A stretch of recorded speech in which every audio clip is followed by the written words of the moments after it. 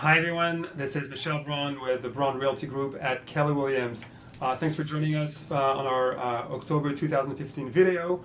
First of all, some exciting news for the Bron Realty Group, for myself and for Jacqueline.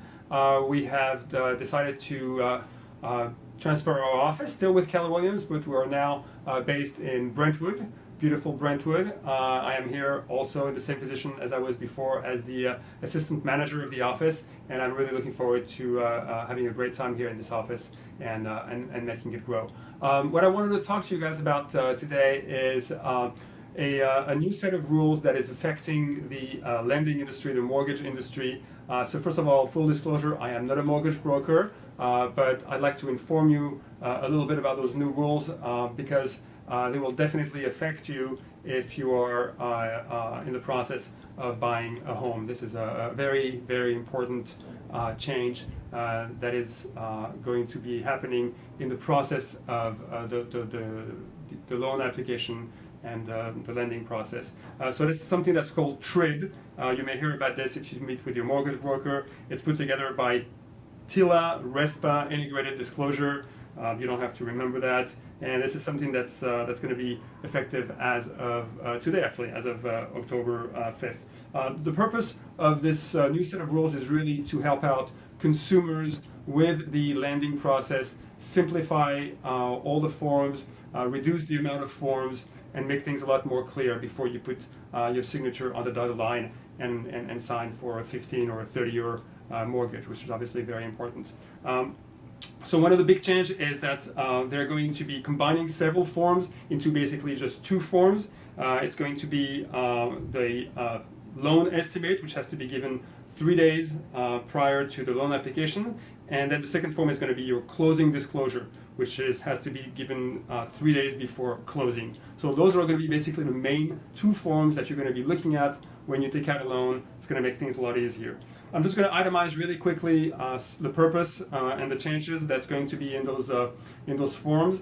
And then, of course, if you have any questions, you can talk directly to your mortgage broker. So they're going to be using more clear language. It's going to be designed to help the consumers understand the complicated mortgage loan and real estate transactions.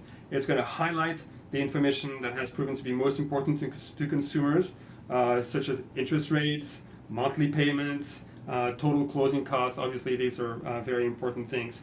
It will provide more information about the cost of taxes and insurance and how the interest and payments may change in the future.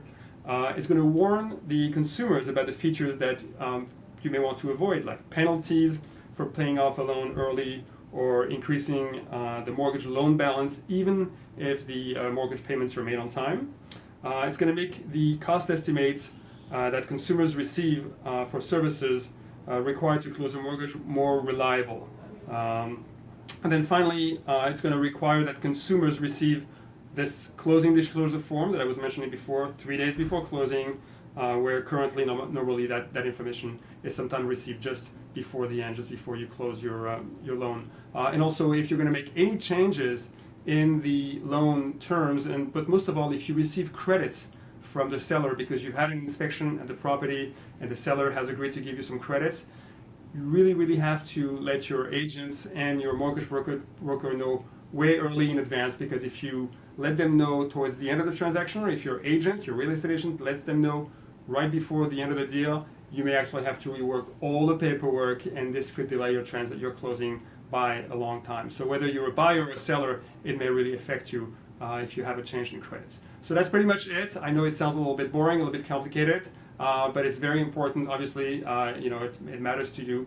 It's a financial issue, and definitely something that you want to talk to your mortgage broker or your real estate agent before you buy or before you sell a property. I hope this was informative, and we look forward to seeing you next month in our next newsletter. Thanks for stopping by, and take care. Bye-bye.